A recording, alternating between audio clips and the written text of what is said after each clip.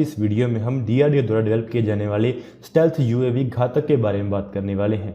ये एक unmanned combat aerial vehicle होगा जिसे कि घातक का नाम दिया गया है, जिसे कि DRDO इंडियन एयर फोर्स के लिए डेवलप कर रहा है। इसका डिज़ाइन का काम एरोनॉटिकल डेवलपमेंट एजेंसी कर रही है।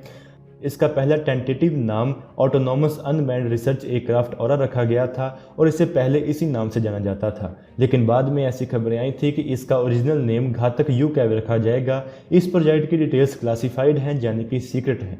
इसके बारे में ज़्यादा जानकारी पब्लिक में नहीं दी गई है। आज की इस वीडियो में हम ये जानने की कोशिश करेंगे कि ये UCAV प्रोजेक्ट कैसा होगा और इसमें कौन सी कैपेबिलिटीज़ होंगी और इसका रोल क्या होगा।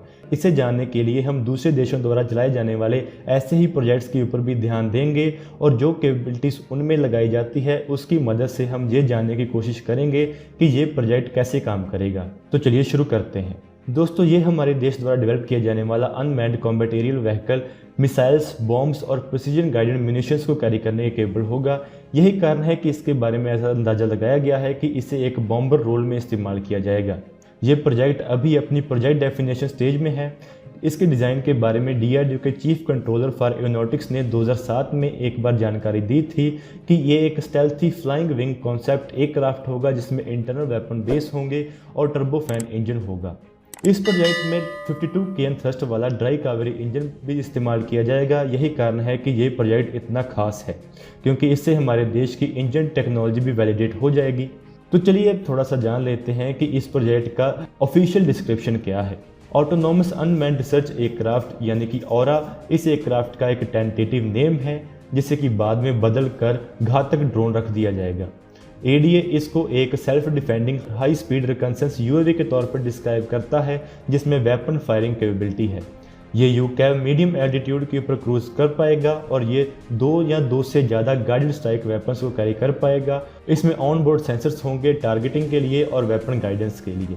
इसका फ्लाइट कंट्रोल सिस्टम और डाटा लिंक पैकेजेस ADA और डिफेंस इलेक्ट्रॉनिक्स एप्लीकेशन लेबोरेटरी द्वारा बनाए जाएंगे। इसके डाटा लिंक पैकेजेस के इस्तेमाल से यह दूसरे एयरक्राफ्ट के साथ भी कोऑर्डिनेट कर पाएगा। DRDO के chief controller for research and development aeronautics doctor Prahlad ने कहा था कि ये एयरक्राफ्ट 30,000 फीट की ऊंचाई तक उड़ पाएगा और इसका वजन 15 टन से कम होगा। इस UCAV में मिसाइल्स, बॉम्ब्स और प्रिसीजन गाइडेड म्यूनिशंस के लिए रेल लॉन्चिंग सिस्टम होगा। इसके साथ ही 2015 में डिफेंस मिनिस्टर मनोहर पर्रिकर ने राज्यसभा को इन्फॉर्म किया था कि ये UCAV कावेरी इंजन प्रोजेक्ट का एक ड्राई वेरिएंट इस्तेमाल करेगा जिसका थ्रस्ट 52 किलोन्यूटन का होगा। तो चलिए अब बात कर लेते हैं कि इसकी डेवलपमेंट अभी तक कहां पर पहुंची है और उसके बारे में कौन सी जानकारी अभी तक जारी की गई है। इसकी फिजिबिलिटी स्टडी को 2009 में शुरू किया गया था। इसके लिए इसका बजट 12.5 करोड़ रखा गया था, जो कि अप्रैल 2013 में पूरी हो गई थी। इसकी इनिशियल फंडिंग 231 करोड़ की थी, जिसे कि गवर्नमेंट ऑफ इंडिया ने मई 2016 को जारी किया था। 2017 में इसका एक फुल स्केल मॉडल तैयार किया गया था, जिसे कि टेस्टिंग के लिए तैयार किया गया था। इसका एक टेक्नोलॉजी डेमोस्ट्रेटर जिसका नाम stealth wing flying test bed swift रखा गया है, उसे एरोनॉटिकल डेवलपमेंट एजेंसी और Indian institute of technology Kanpur बना रहे हैं। इसे इस एयरक्राफ्ट में लगाई जाने वाली टेक्नोलॉजीज को डेवलप करने के लिए बनाया गया है और उन्हें टेस्ट करने के लिए बनाया गया है। ऐसी खबरें आई थी कि 2019 में स्विफ्ट का पहला प्रोटोटाइप फ्लाइट टेस्ट किया जाएगा, जिसमें रशिया से लिया गया NPO Saturn 36 MT turbofan engine लगाया जाएगा, लेकिन बाद में इसके बारे में कोई भी जानकारी रिलीज़ नहीं की गई थी।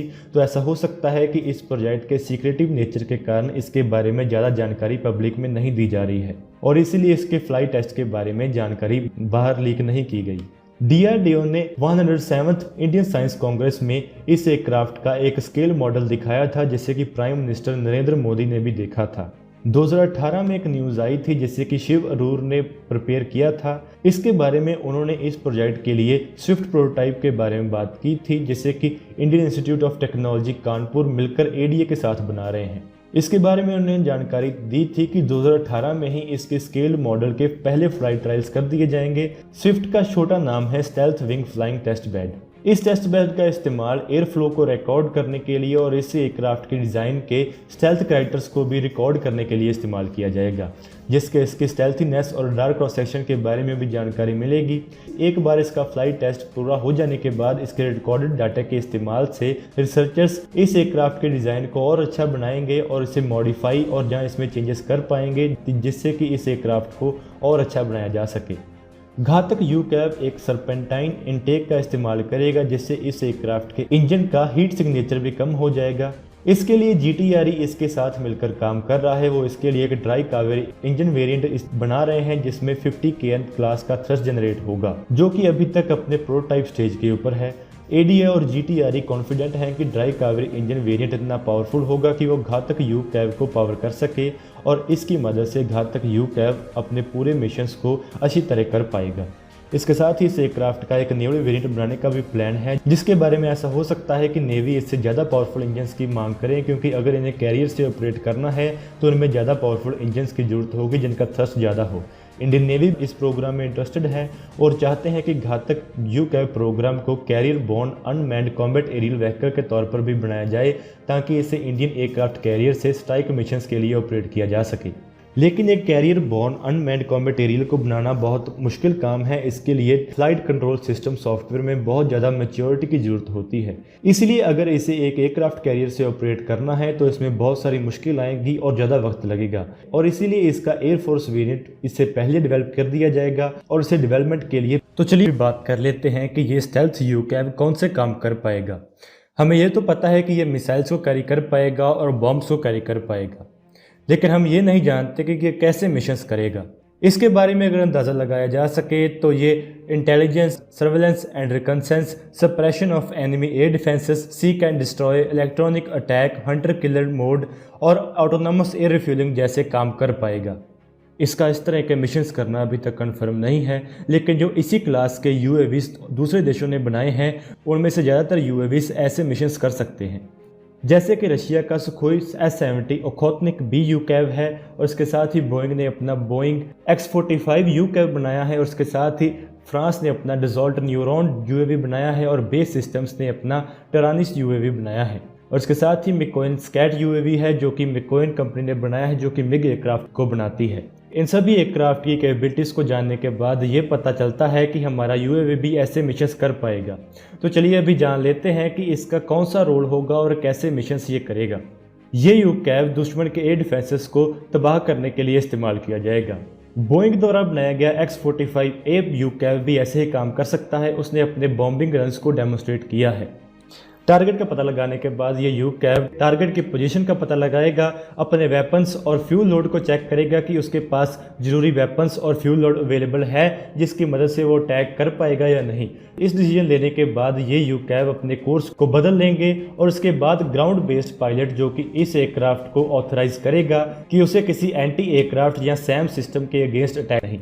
एक बार ऑथराइजेशन मिलने के बाद ये दुश्मन के टारगेट को अटैक करेगा। ऐसा करने के लिए ये एंटी रेडिएशन मिसाइल्स का इस्तेमाल करेगा। हमारे पास अभी Russian KH-31 anti radiation missiles मौजूद हैं जो कि एयर टू सरफेस मिसाइल्स हैं, जिन्हें कि MiG-29 एयरक्राफ्ट और Sukhoi 30 MKI fighter aircraft carry कर पाएंगे। ये मैक 3.5 की रफ्तार से उड़ने वाली मिसाइल है, जिसे कि एक एंटी रेडिएशन मिसाइल के तौर पर जाना जाता है। और इसके साथ ही इसके दूसरे मोड्स भी बनाए गए हैं जिसमें एंटी शिप रोल वाली मिसाइल्स भी शामिल हैं। ऐसी ही मिसाइल्स हमारा DRDO भी डेवलप कर रहा है, जिससे कि इस एयरक्राफ्ट में लगाया जा सकेगा। यहाँ पर आपको बता दें कि हमारे UAV में ऐसी कैपेबिलिटी हो सकती है कि ये दूसरे UAVs के तरह ही अपनी फ्लाइट को कंट्रोल कर पाएगा, और जब इसे किसी टारगेट के ऊपर अटैक करना होगा तभी इसे ग्राउंड कंट्रोल से ऑथराइजेशन की ज़रूरत होगी और तब भी ग्राउंड इसे कंट्रोल करेगा। और इसके साथ ही ये बॉम्बर रोल में भी काम कर पाएगा। जैसा कि बाकी के बॉम्बर्स प्रोग्राम में भी देखा गया है, उन सभी में 2 इंटरनल वेपन बेस होते हैं, वैसे ही इस UAV में भी 2 इंटरनल वेपन बेस होंगे जिसमें ये 2 टन वजन तक के बॉम्ब्स को कैरी कर पाएगा। इसके साथ ये बॉम्बिंग मिशंस कर पाएगा क्योंकि ये स्टेल्थ एयरक्राफ्ट है, तो ये दुश्मन के रडार से बचकर किसी भी टारगेट को अटैक कर पाएगा और सुरक्षित अपनी एयर स्पेस में वापस आ सकेगा। इससे हमारी एयरफोर्स की बॉम्बर्स की जो नीड है वो भी पूरी हो जाएगी और इससे हमें एक स्टेल्थ बॉम्बर भी मिल जाएगा। इसके साथ ये रिकॉन्सेंस मिशंस भी कर पाएगा, यानी कि दुश्मन के एरिया में जाकर वहां पर रिकॉन्सेंस कर वो दुश्मन के टारगेट्स का और दुश्मन के इक्विपमेंट का पता लगाकर उनकी पोजीशन का पता लगाकर अपने ग्राउंड स्टेशन को डाटा भेज सकेगा, जिसकी मदद से हम अपने टैग को अच्छी तरह कोऑर्डिनेट और प्लान कर पाएंगे। और इसके साथ ये लॉयल विंग मैन के तौर पर भी ऑपरेट कर पाएगा। यहाँ पर आपको बता दें कि एएमसीए के साथ भी एक लॉयल विंगमैन प्रोग्राम को प्लान किया गया है। अभी तक जो जानकारी मिली है उसे पता चलता है कि एएमसीए के साथ तेजस का एक अनमैन्ड वेरिएंट एक लॉयल विंगमैन के तौर पर काम करेगा। ऐसे ही प्रोग्राम अमेरिका भी चला रहा है और रशिया भी चला रहा है। रशिया के ओखोत्निक प्रोग्राम के बारे में ऐसा कहा जाता है कि यह लॉयल विंगमैन के तौर पर काम करेगा, तो ऐसी पॉसिबिलिटी है कि हमारा यूकैव भी एक लॉयल विंगमैन के तौर पर काम कर पाएगा। क्योंकि इसकी स्टेल्थ कैपेबिलिटी है तो ये एएमसीए जैसे स्टेल्थ एयरक्राफ्ट के साथ काम कर पाएगा। ये बहुत तरह के मिशंस कर पाएगा और इसके साथ ही इसे एएमसीए से कंट्रोल किया जा सकेगा और ये एएमसीए फाइटर जेट को प्रोटेक्ट भी कर पाएगा और दुश्मन के ऊपर अटैक भी कर पाएगा। इसके साथ ही ये एयरक्राफ्ट न्यूक्लियर वेपन्स को भी कैरी कर सकता है। रशिया के ओखोत्निक ड्रोन और डसॉल्ट के न्यूरॉन ड्रोन के बारे में ऐसी जानकारी मिली है कि ये न्यूक्लियर वेपन्स को कैरी करने के केपेबल होंगे। इसके साथ ही ये न्यूक्लियर मिसाइल्स को भी कैरी कर पाएंगे। यहाँ पर आपको बता दें कि रशिया के बहुत सारे बॉम्बर्स ऐसे हैं जो कि न्यूक्लियर मिसाइल्स को कैरी करते हैं। ये long range stand of nuclear missiles होती हैं, यानी कि इन मिसाइल्स को अपनी एयर स्पेस में रहकर ही हम लॉन्च कर पाएंगे और ये दुश्मन को अटैक कर पाएंगी।